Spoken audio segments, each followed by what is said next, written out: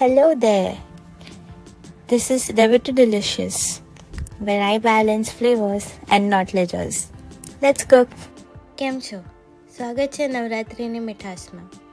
આજે નવરાત્રિનો 5મો દિવસ છે અને આજે આપણે મા સ્કંદ માતાની પૂજા કરીએ છીએ. આજનો રંગ છે ગ્રીન અને પ્રસાદમાં બનશે બનાના પેનકેક્સ.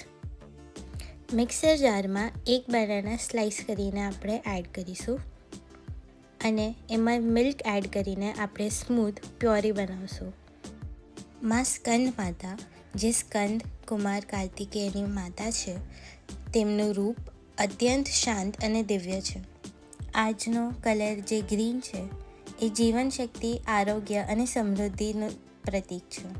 હવે આ પ્યોરીને આપણે એક મિક્સિંગ બોલમાં ટ્રાન્સફર કરીશું.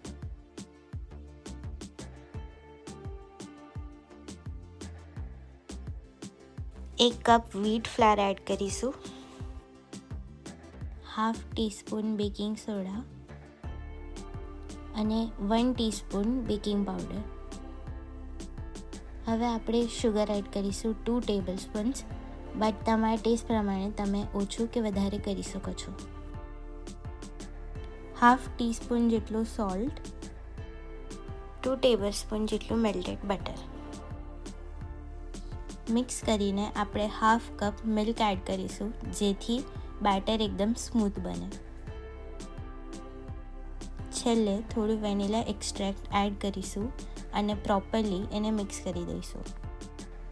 હવે રોટી મેકર ગરમ થાય એના ઉપર થોડું બટર સ્પ્રેડ કરીને આપણે પેનકેક્સ બનાવીશું.